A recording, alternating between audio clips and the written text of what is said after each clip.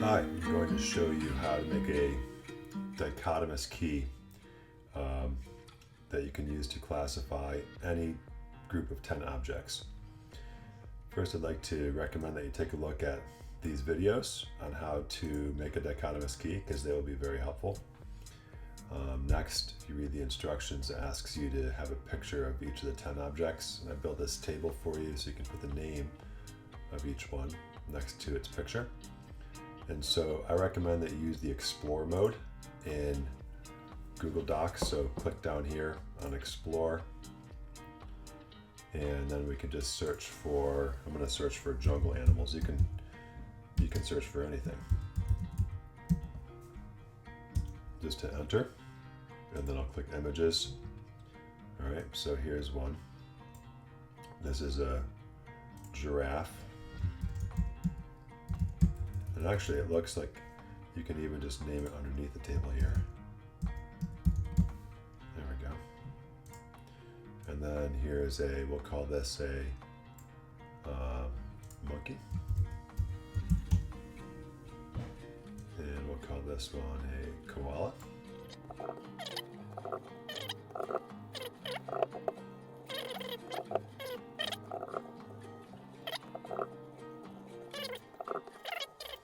So maybe what we should do is we should number these. 1, 2.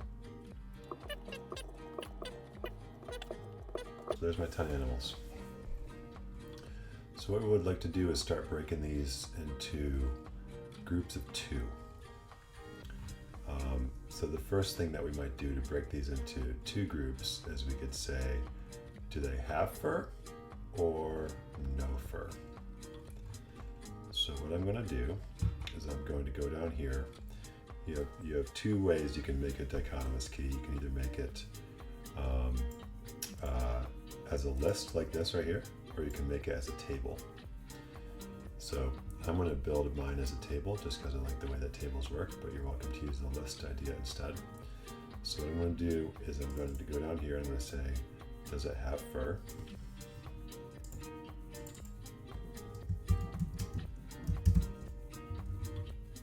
Go to step 2. I'm going to say, does not have fur. Go to step 5. All right, so step 2, we're saying it does have fur. So now we want to break our fur animals into 2 groups. To me, it seems like maybe we'll break them into cats and no cats. Seems like a logical break here. Or we could choose a primate, like to separate out the monkeys. We could do that. But I'm going to start out with cats versus no cats. Is it a cat? I'm going to change that to it is a cat. And I'll say go to step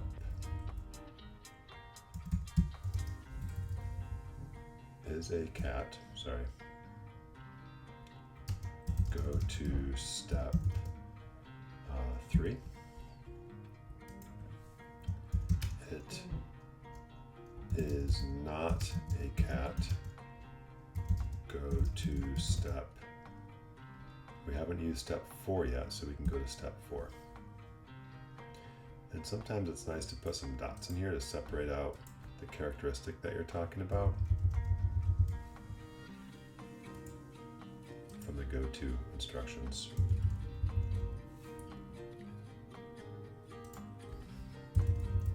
Oops.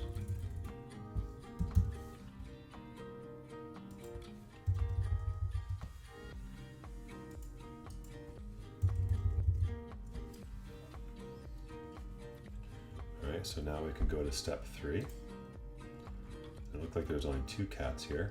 There's a lion and a tiger.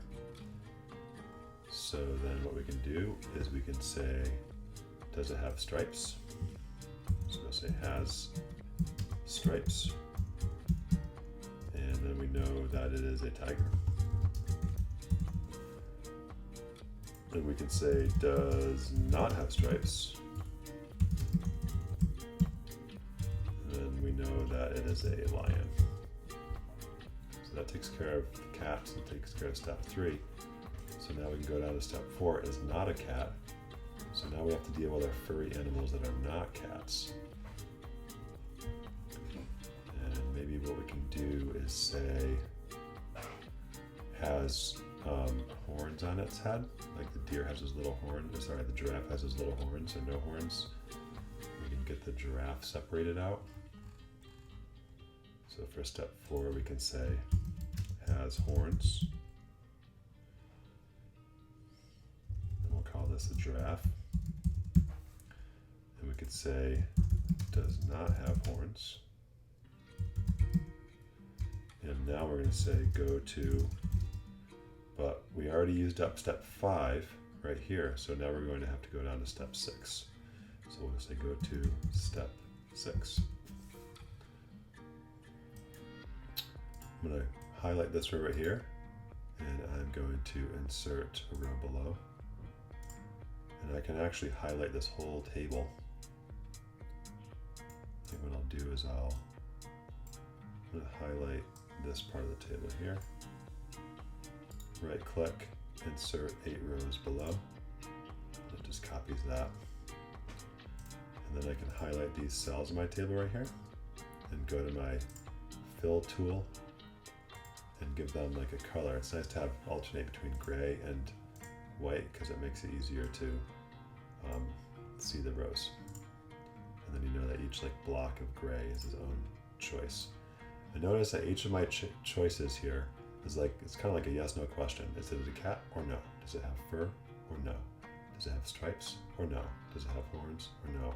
That's a great way to separate things into groups. So now I'll go on to step 5A, 5B,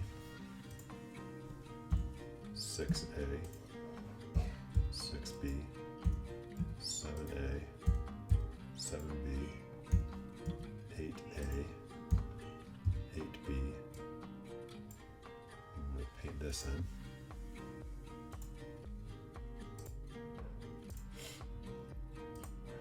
All right, so we got through the horns. Oh, so now we need to go back and do our step 5 group. So it does not have fur. There are only 2 that do not have fur, the turtle and the lizard. So we can just say that has a shell or does not have a shell to separate those out. Has a shell, that's going to be a turtle. And does not have a shell. That's going to be a giraffe. Oh, sorry, a lizard. And then we'll pick up our step 6. Those are furry animals that are not cats and do not have horns. So on step 6, we'll find a way to separate those out. You can say, is it black and white? And then it's a panda, not black and white. Go to step 7. And you keep going until you've named everything on your list. So far I have 1, 2, 3, 4, 5 done and halfway there. Your job is to build a key that gets you to a name for everything. And every step can only have 2 choices. That's the rule. I recommend that you choose things that have a lot of variation. So like, for example, if you like dogs and we're trying to make a dichotomous key for dogs, it'll probably be pretty difficult. But if you did pets, then there's all sorts of different animals that are pets, so that might be easy. You can do different types of fish because there's lots of variation among fish. You can do different types of vegetables or fruits or garden plants or anything like that. But the more different your individual organisms are, the easier it'll be to make your dichotomous key. All right, good luck.